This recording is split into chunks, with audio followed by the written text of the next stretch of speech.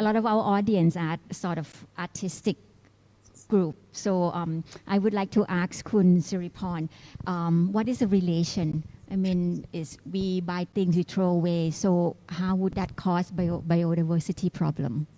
Me and Kun Nancy, when we talk about environmental conservation, seem like we only speak among ourselves, and the public very rarely understand this connection, as you say. So I can give you example. One of Kun Cameron painting is shrimp, right? So most people love seafood. They like to eat shrimp. Only few people know where it's come from. People doesn't know that when Thailand start to have the booming of shrimp farming around 40 years ago, it have caused because it's very profitable. People cut down mangrove forest. So 50% of our mangrove forests at that time were lost. And then people just abandoned, okay, it's not profitable anymore. So we end up in the coastline of Thailand, have a lot of abandoned shrimp pond. That when the soil was dug out to make a pond, it had created series of effects. So Thailand have 2 coastlines. 33% of those lines are suffering from the coastal erosion.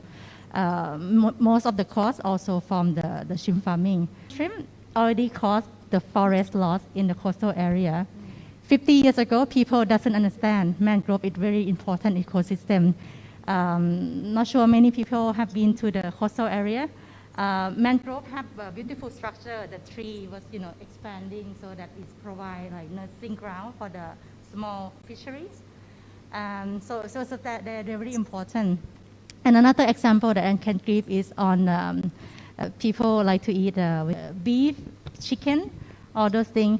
And people doesn't understand that the food that animal was eating was actually from corn. And corn, we have this big problem where a lot of mountain area have been converted into only corn farming. And in the corn forest, there's no biodiversity.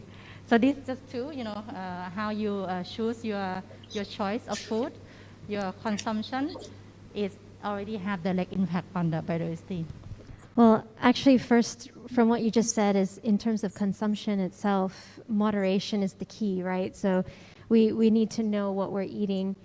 I know there's a lot of things that we still like to eat that are not as sustainable, but there's a big difference between eating it every day, everybody eating it every day, and because that also causes supply and demand, basically. So the more you want something, the more they go out to get or produce, which doesn't help the problem. So if you cannot stop, at least reduce is better than nothing.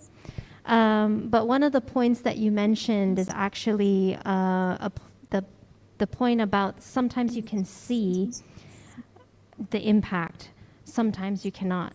This is a photo of some purses actually that I had, and we're talking about consumption and how our everyday life, and maybe this is something that people can relate to a bit more. I had bought these 2 purses just because I don't really go out very much, but when I do go to a meeting or something, I'd like something nice to take with me so it looks a little bit more professional. And I had left this in a bag in the closet. I've used it a couple times, and then I left it there for a couple years, and then I decided I wanted to use it again. I pulled it out, and it was falling apart in my hands. So everything that you see when you get close into and zoom into it, there's actually little bits and pieces of plastic and vinyl and everything all around. It was falling apart, and I had basically purse dust on my hands.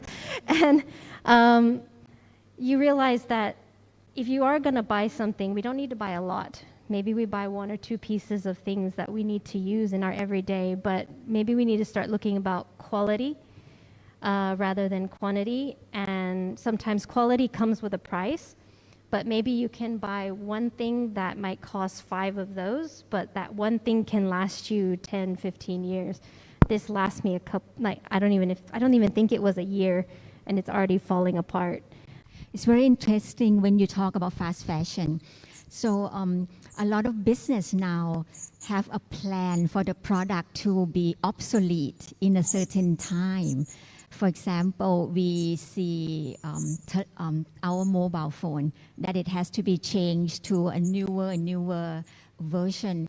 And at the same time, I think it make us feel discontented for having an old mobile phone, for not having the newest technology. So I think also that is part of the world culture that make the consumer wanted to buy more and wanted to be on trend all the time. So Cameron, you have anything to add to that? What Nancy was talking about, I was just having a conversation with one of my daughters this morning about exactly that thing, about buying something that might be 5 times more expensive, but keeping it for a long time. And yeah, it's definitely a subject that I think the world we should talk about more. And I think also what you were saying about discontentment. I mean, I think this is the age of discontentment in a way. With fast consumer goods, social media being so fast, there seems to be a lot of empty calories and empty promises as well. I thought it was also really interesting to talk about,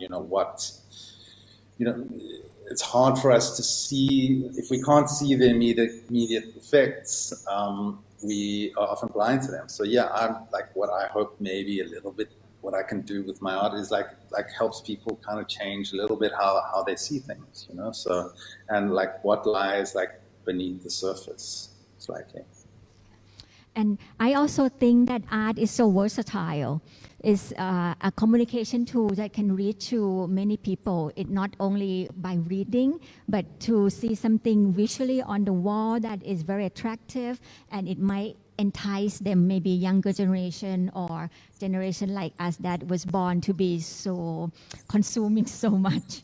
Like Generation X that was born, with like the more you buy, the better you feel. So I think having the artists like you that create something that people could learn from, and also have the message that deeper than the surface. I think that is part of the movement that I think hopefully could make a difference.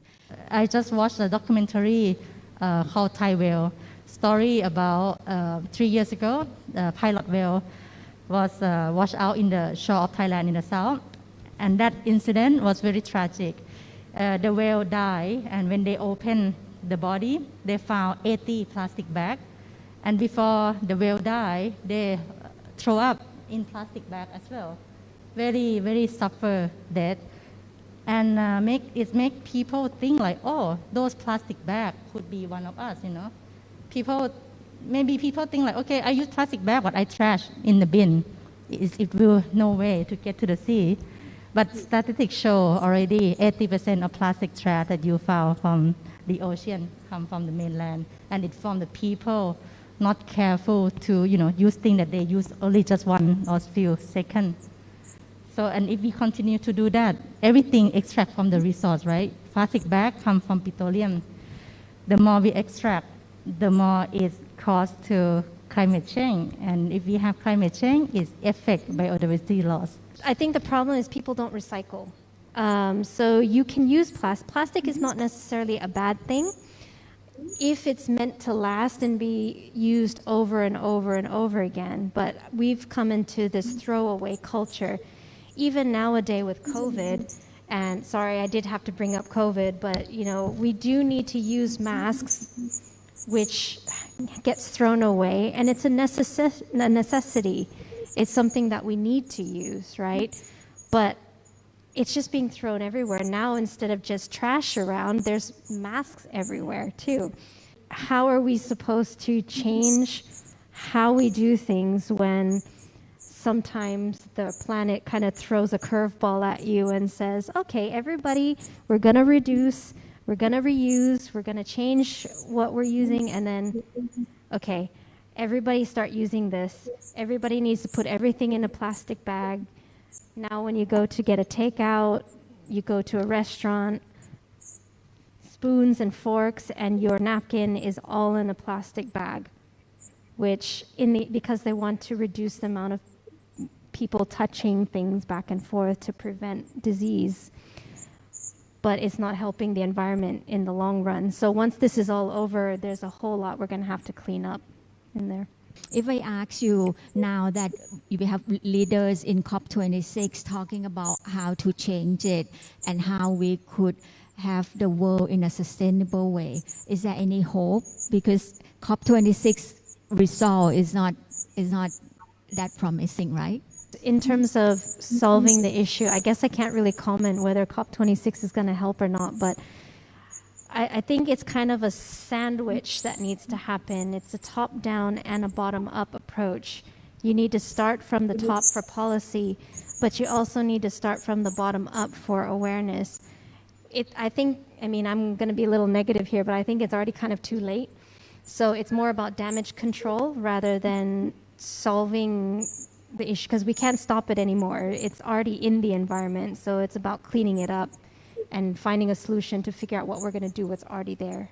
Well, I would echo what Nancy said, where I don't think you're going to change the world overnight. So like small individual changes that we or people can implement. So like we were just discussing like shrimp earlier, and like there's a picture of a shrimp there. Maybe someone looks at that shrimp and thinks about it and goes, well, let me do a tiny bit of research. And, like shrimp, they've been around for 200 million years, and we've been around for 200,000. And like, we've managed to mess it up irreversibly in that time. And the shrimp has stayed in tune with the environment, evolving with the planet. I mean, I think it's spectacular. So if you, like for me, if you can just help someone see something slightly differently, then that's like a big success. And the role of big company, corporate, very, very important as well. The way they produce, the way they communicate with consumer. We cannot always blame like, oh, we consumer, we so bad, but only consumer buy from 500 company, right? So if they and also help as well, create the product that responsible using the right material. Right now, I think we mentioned earlier about circular economy, meaning that like all the brand owner design the product that ensure that they will not go to the landfill or very little leakage. Design how that they have the system to repair and return. I think obviously consumerism starts with the consumer, right? So if consumers demand something different, then the businesses have to comply. In terms of businesses, they need to try to make the right choices a bit cheaper somehow, some way, maybe by stopping the more cheaper product and start mass producing the ones that are more eco-friendly. So I think it can come from both. If you have a responsible business, then they're going to start thinking about changing the way that they do things in the production. I think the connection between art and everything that we do as environmentalists or biologists, art actually helps us send the message across. Biologists, scientists, we don't know how to make things visually nice. We just bombard people with information and data and numbers, and people just look at us and go, what in the world are you talking about? But when we get artists interested in this and you understand what we are trying to say and you interpret it so that people can actually understand or even want to understand it, they see something, go, oh, what is this? Can you explain it to me? And when an artist explains it, maybe it's a lot easier, or a person that doesn't know about this, you don't get as technical as we do, and it becomes something that people can understand a lot better and easier. I'm very happy that the scientists and biologists like what we do, and we will continue to do what we can to help spread the word. So it's been like really interesting and I think that's the point with art, like on what you were saying, like communication. So it's been lovely to communicate, and like as much as there's despair and no hope, I sort of agree that like there has to be some hope, going forward. So yeah. The artists work from studio, the gallery and the art space help to amplify the conversation. And we have people like IUCN and Kun Nancy that try to reach out to the community. So I think the conversation has to be amplified, and now we amplify it to the art circle, and I'm sure, you know, there's a snowball effect that it could make at least a small difference in our lifetime. Thank you. I mean, for me, it's been successful if it can just, like, you know, if you two can see it and like walk away taking something away, like for me, then it's a successful exhibition. So yeah, like, thank you very much. And like, this doesn't really happen so much in the art world, where there's sort of cross-pollination with, you know, biology or ecology. You know, it's a very kind of the monoculture usually. You know, it's so this is super interesting. So thank you. Yeah.